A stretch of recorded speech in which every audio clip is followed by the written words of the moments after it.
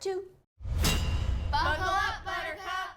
Welcome back to the channel. Today is part 2 of my COBB mods. If you missed the first video, I installed the COBB Performance intercooler, which I'm super excited with, but I'm really excited to install this air intake. So of course you can get this on my website at buckleupoffroad.com. Let's dig into the specs and then we're going to compare this system with the stock system.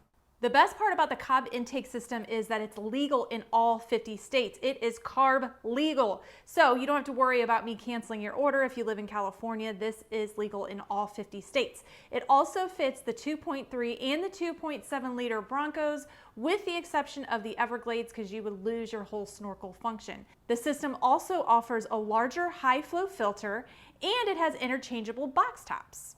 It comes with a viewable polycarbonate window, which offers a 9% flow increase, or you can have the aluminum mesh grate, which offers a whopping 21% flow increase. It also offers a removable air dam for more direct airflow. I'm going to tell you what I'm going to do for my application. Now, I am usually always about the best performance gains. However, I am all about practicality and functionality when it comes to my Bronco. I will be using this air dam. I know that's going to probably decrease the airflow to the intake itself. However, I go off-roading a lot, and this is going to block water and debris going directly into the filter. I don't want any of that. With that said, I'm also not going to be using this mesh viewer for the very same reason. It's going to get all kinds of dirt in there. If you saw my first part of this video, did you see my skid plate? It was filled with dirt. The intercooler was caked with dirt. I need all the protection I can get. So I am going to use this polycarbonate viewfinder. Now, it is foggy looking right now because there is a film on it. I need to remove that and then put it on, and then you can see through it. The best part about that is I will be able to see if my filter is dirty, and then I can always replace the filter and clean it as needed. But that's enough of me blabbering. Let's get the stock intake off. I'm going to do kind of a side-by-side comparison with the filter itself, and then we'll get this one installed.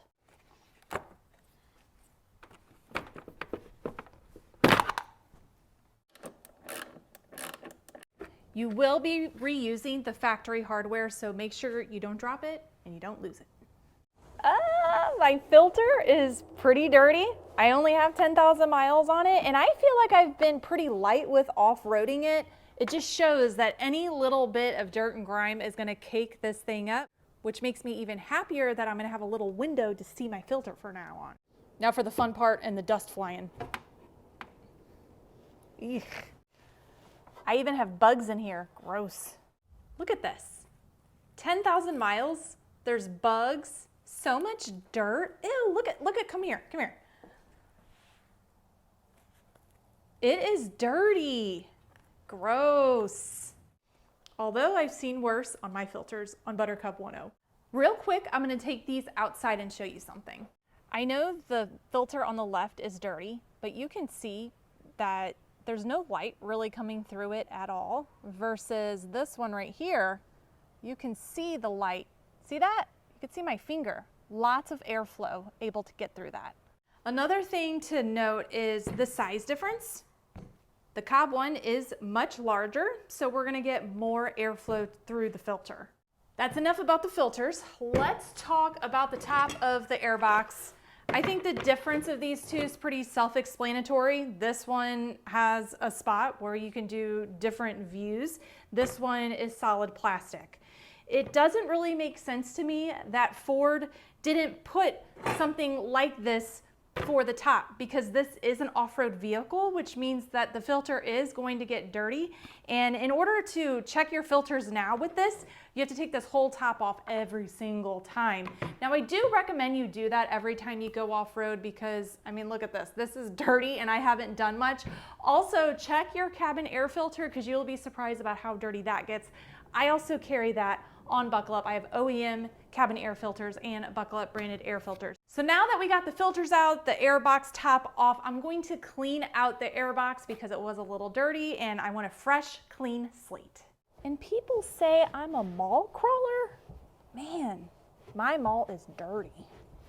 Before putting the tops on, they do include a foam seal. So you have a smaller one that's gonna go up here and then the larger one's gonna go down here.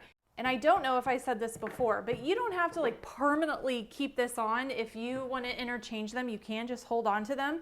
You don't have to replace the foam seal every single time.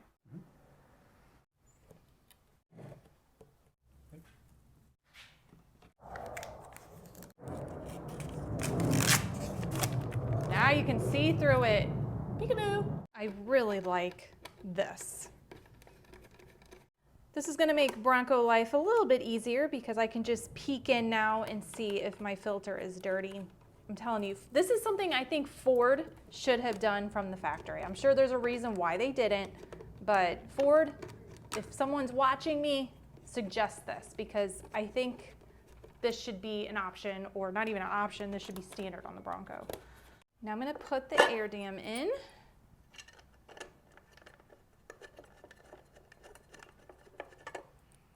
Like I mentioned before, you're going to reuse these 4 pieces of factory hardware. You're also going to reuse this, but before we install all of this back in, let's get the air filter installed. When you put the filter in, make sure you can read it COBB up and down. They did mention on their website that it may be a little difficult to put in. You really got to push it. All right, I got it in. And there's no wonder why the box top is so much higher, because the filter's ginormous.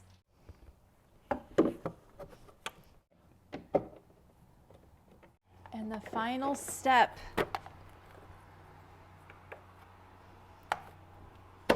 And it's done. Extremely easy installation.